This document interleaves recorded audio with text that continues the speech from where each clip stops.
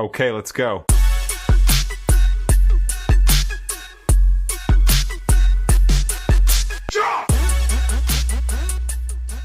Salut à tous, c'est Impact Crypto et aujourd'hui on va parler du Bitcoin, du BTC. Alors dans cette vidéo, je vais t'expliquer tous les fondamentaux du Bitcoin. Donc je ne vais pas expliquer le Bitcoin d'un point de vue technique avec un graphique et le prix, je vais vraiment accentuer sur les fondamentaux de Bitcoin qui en période de bear market comme en ce moment est très utile. Donc je vais expliquer à quoi ça sert le Bitcoin, qui l'a créé, quand et pourquoi il a été créé, comment le système fonctionne, pourquoi le Bitcoin est rare, pourquoi il a de la valeur, comment marche la blockchain, donc le système qui permet de s'envoyer des Bitcoins, et ce que tu dois absolument comprendre avant d'investir. Donc le Bitcoin a été créé en 2008, juste après la crise financière mondiale. Son créateur est connu sous le nom de Satoshi Nakamoto, que vous avez dû beaucoup entendre parler. Mais jusqu'à aujourd'hui, personne ne sait qui c'est. Ça peut être une personne ou peut-être même un groupe. Donc ils ont créé le Bitcoin et après ils ont disparu. Il a disparu pour éviter de laisser une notoriété au-dessus de Bitcoin. Pour que personne ne puisse attaquer Bitcoin ou l'enlever ou le supprimer. Personne ne dirige Bitcoin. Bitcoin a été mis en place et maintenant il tourne tout seul. Personne ne gère le Bitcoin, personne n'est à la tête du Bitcoin et ça a été fait exprès pour éviter qu'aucun État ou une entreprise essaye d'obtenir Bitcoin et de gérer le réseau, que ce soit à lui, quoi. Ils ont créé un système financier sans banque, sans intermédiaire, sans autorisation et accessible à tout le monde. Il faut juste avoir Internet et tu peux accéder au Bitcoin. Et le réseau a été officiellement lancé en janvier 2009. Bitcoin permet d'envoyer de l'argent partout dans le monde, 24 heures sur 24, 7 jours sur 7, sans passer par une banque. C'est la première fois dans l'histoire qu'on peut posséder et transférer de la valeur sur Internet sans dépendre d'un tierce. Parce que dans un système traditionnel, actuel, Monsieur A veut envoyer de l'argent à Monsieur B. C'est pas Monsieur A qui va envoyer de l'argent à Monsieur B, mais c'est la banque de Monsieur A qui va envoyer l'argent à la banque de Monsieur B. Et ces deux tiers vont bien vérifier que Monsieur A a l'argent et que Monsieur B puisse recevoir l'argent. Alors je viens de te dire que aucun tiers ne gère notre transfert d'argent et aucune autorité ne gère Bitcoin. Aucune autorité est à la tête de Bitcoin. Bitcoin fonctionne tout seul. Mais comment il fonctionne? Le Bitcoin, il repose sur 3 éléments. La blockchain, c'est un registre public. Imagine un grand livre de compte que tout le monde peut voir et que personne ne peut modifier. Chaque transaction est enregistrée dedans. Ce registre est stocké sur des milliers d'ordinateurs dans le monde et tout le monde peut accéder à toutes les transactions depuis la création de Bitcoin. Il est immuable. Pour fonctionner, le Bitcoin a besoin des mineurs. Donc on appelle ça ce système le proof of work, la preuve de travail. Les mineurs sécurisent le réseau. Les mineurs vont vérifier les transactions, les regrouper en blocs, les ajouter à la blockchain. En échange, elles reçoivent des bitcoins. Alors, c'est pas quelqu'un d'un ordinateur qui clique de partout pour le faire.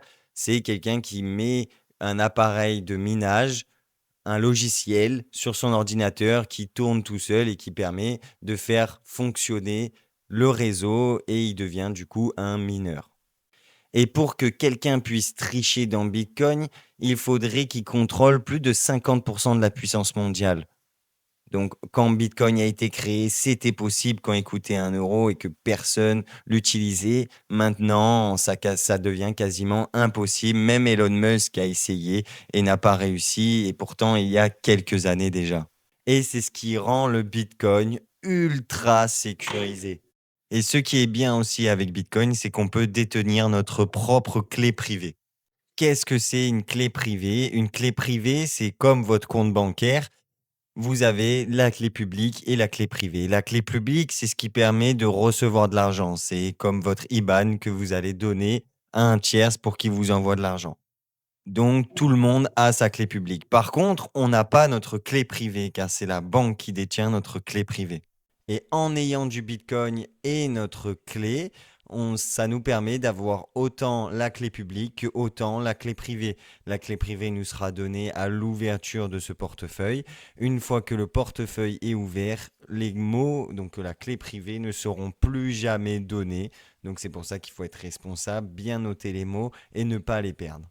Mais c'est ça qui permet d'être entièrement propriétaire de ces bitcoins et plus propriétaire de ces bitcoins qu'on est propriétaire de nos euros à la banque au final. Alors, je vais juste vous faire un petit exemple pour vous montrer qu'est-ce qui se passe vraiment quand Monsieur A envoie des bitcoins à Monsieur B. Donc, Monsieur A a un wallet Bitcoin, donc un portefeuille Bitcoin, on appelle ça des wallets, c'est portefeuille en anglais. Ce wallet contient une clé publique, c'est son adresse comme un RIB, et une clé privée, c'est son mot de passe secret. C'est cette clé privée qui lui permet de dépenser ses Bitcoins. Donc, il crée la transaction, Monsieur A veut envoyer un BTC à Monsieur B, donc, il entre l'adresse de Monsieur B, l'adresse publique, le montant, puis il signe la transaction avec sa clé privée. Cette signature prouve que c'est bien lui le propriétaire des fonds, donc des bitcoins. Donc après, la transaction est envoyée au réseau. La transaction n'est pas envoyée à une banque. Elle est envoyée à un réseau. Donc elle est envoyée à un mineur totalement au hasard dans le monde qui recevra la transaction à effectuer. Le mineur va vérifier que Monsieur A possède bien les bitcoins, qu'il ne les a pas déjà dépensés, que la signature est valide, que les bitcoins sont valides et ils existent bien. Donc, il envoie la transaction et il valide surtout un bloc qu'il ajoute à la blockchain, au grand livre blanc avec toutes les transactions Bitcoin référencées et il reçoit une récompense en Bitcoin.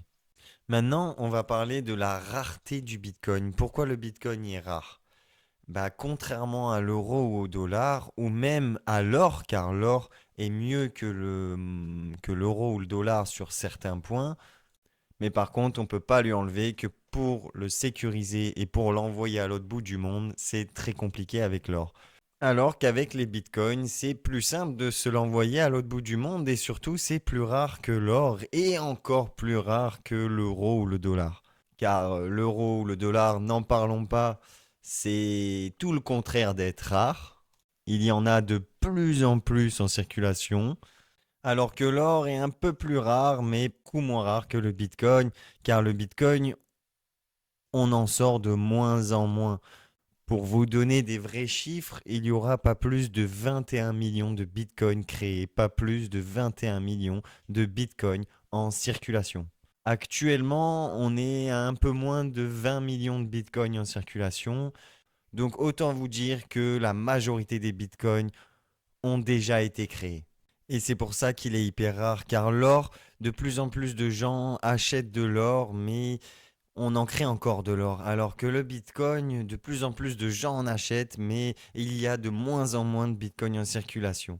Alors que le Bitcoin, il y a toujours de plus en plus de gens qui achètent du Bitcoin, mais on crée de moins en moins de Bitcoin et on est presque arrivé à la fin où on aura créé tous les Bitcoins disponibles. Et c'est ce qui est toute la rareté du Bitcoin. Et donc maintenant, pourquoi Bitcoin a de la valeur? Eh bien tout simplement parce qu'il combine la rareté, la sécurité, la décentralisation qui nous permettent de plus avoir un tiers qui gère notre argent entre monsieur A et monsieur B. On peut les transporter d'une façon facile. On peut même les diviser, on peut même diviser le Bitcoin en 0,00000001 si on veut. Et c'est utilisable partout dans le monde. Et c'est pour ça que beaucoup de gens le considèrent comme l'or numérique et même pour d'autres, comme pour moi, je le considère même mieux que l'or. Et ce que tu dois retenir avant d'investir, c'est que le Bitcoin, ce n'est pas juste un prix qui monte et qui descend. C'est pas juste gagner de l'argent sur 1 ou 2 ans, même si Bitcoin peut faire gagner de l'argent. Et il a déjà fait gagner énormément d'argent à beaucoup de personnes. Mais c'est être capable lors des bear markets, car les bear markets sont quelque chose de sain dans un marché. Il faut des bear markets pour des bull markets encore plus hauts, pour que le prix monte encore plus.